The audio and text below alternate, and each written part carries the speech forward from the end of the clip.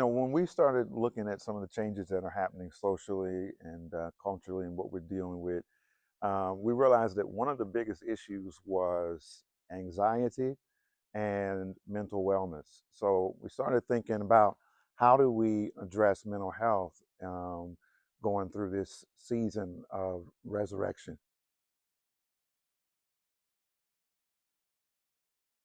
One of the things that we came up with was, every year you're trying to retell the story of the resurrection and Christ and going to Calvary.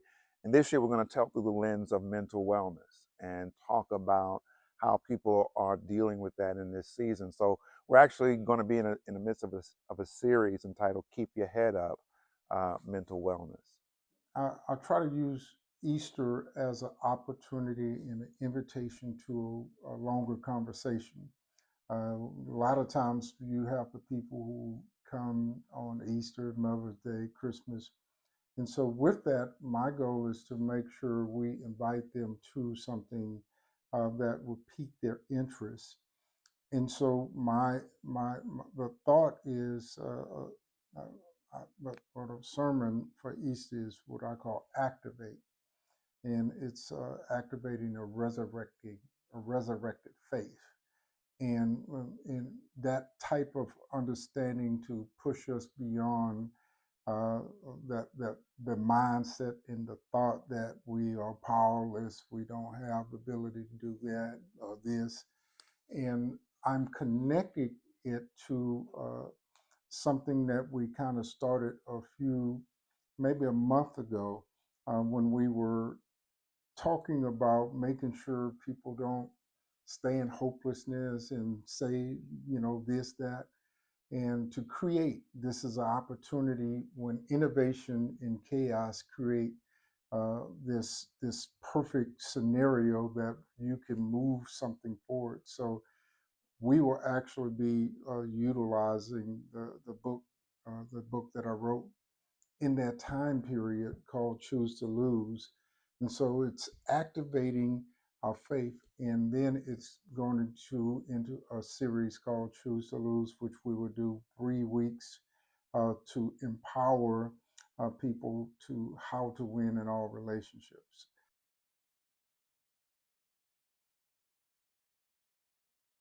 Yeah, we want them to know that you can deal with anxiety, acknowledge and deal with it, that you can face betrayal and rejection that everyone struggles with.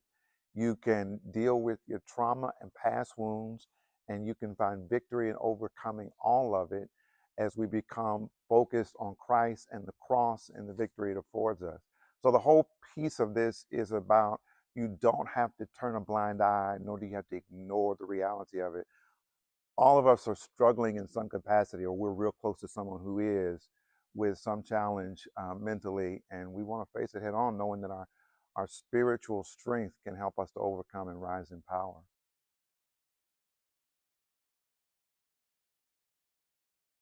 Yeah, one of the things that it is something that I'm finding, particularly with the senior saints, they're studying um, uh, NBC, CBS, CNN, listening to Fox, and they are so much in a frenzy that they operate as if they have no faith. There is a need for us to make sure that instead of being fearful, that we operate with full of faith.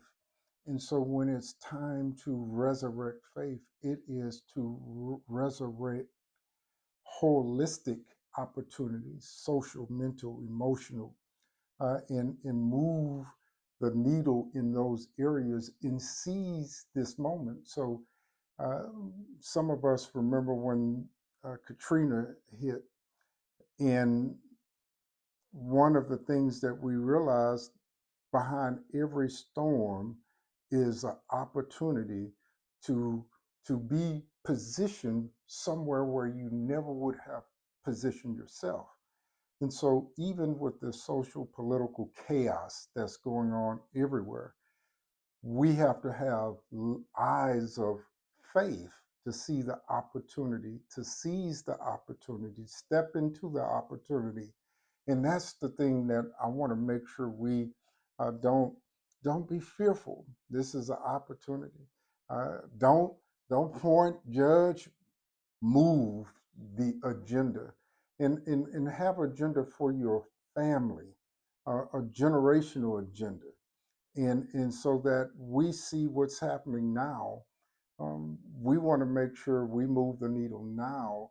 So for a generation from now, if something like this happens again, which it may happen again, we'd be prepared for it. We'd be better positioned for it. We know how to use this moment.